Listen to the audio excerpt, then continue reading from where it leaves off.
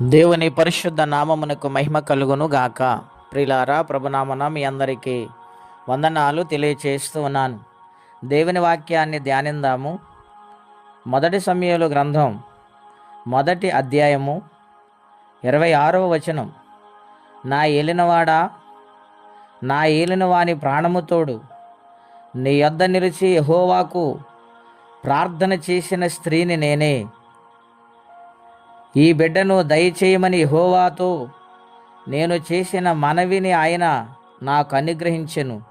కాబట్టి నేను ఆ బిడ్డను యెహోవాకు ప్రతిష్ఠించుచున్నాను. తాను బ్రతుకు దినములన్నిటను వాడు యెహోవాకు ప్రతిష్ఠుడని చెప్పాను. అప్పుడు వారు యెహోవాకు అక్కడే మ్రొక్కెను. ప్రిలారా, పరిశుద్ధాత్మదేవుడి ఉదయకాల సమయంలో సమూయేలు గ్రంథము నుండి మనతో మాట్లాడుచు ఉన్నారు.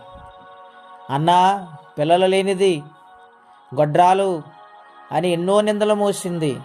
అయితే ఆమె దేవుని సన్నిధిలోకి వెళ్ళి దేవుని యొక్క సన్నిధిలో తన యొక్క విజ్ఞాపనను దేవునికి తెలియచేసింది. ఎలాగంటే ఆమె ప్రార్థన మనోదుఖాన్ని కలగచేసింది. ఆమె హృదయ వేదనతో నిండిపోయింది. కన్నీళ్లతో ప్రార్థన చేస్తూ ఉంది. అక్కడున్న దైవజనుని ఏలియాకే తెలియలేదు ఆమె ప్రార్థన.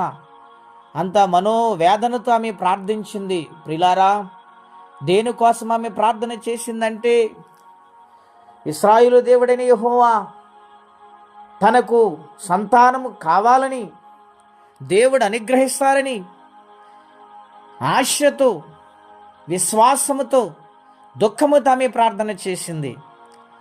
గనుక దేవుని బిడ్డలారా, ఆమె ప్రార్థన దేవుని సన్నిధికి చేరింది. దేవుడు ఆమెను జ్ఞాపకము చేసుకున్నాడు.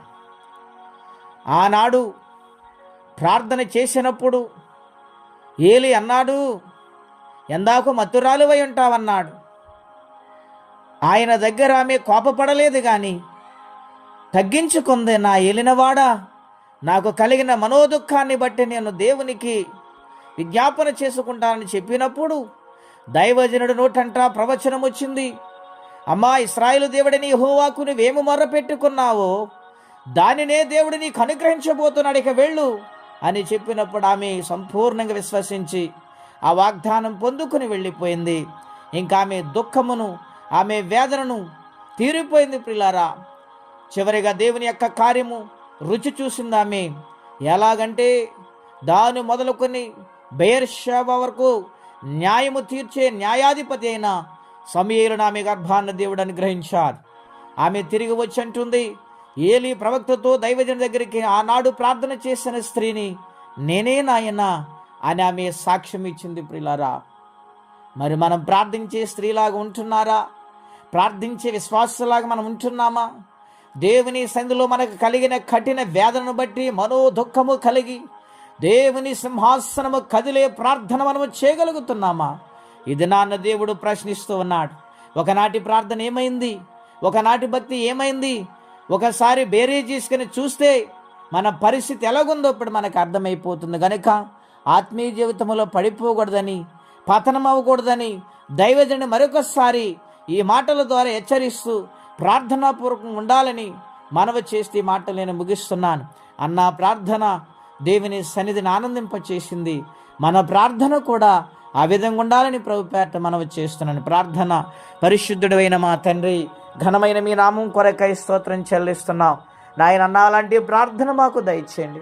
ఈ కడబద్దినటువంటి వారి కోసం ఎదురు చూస్తున్నావు నాయన. పరిశుద్ధాత్మ దేవుడా, నీకు వందనాలు. మా ప్రార్థన కోసం మీరు ఎదురు చూస్తున్నారు. బలమైన ప్రార్థన చేయబిడలుగా మమ్మల్ని మార్చండి ప్రభువా. నీ కొరకు బ్రతుకు జీవితం ఇమ్మని, ఎవరి కష్టాలు, బాధలు, ఇబ్బందుల్లో ఉన్నారు వారికి నీ సహాయము చేయమని యేసుక్రీస్తు వారి పుణ్యనామమున ప్రార్థించి వేడుచున్నాము తండ్రి. ఆమెన్.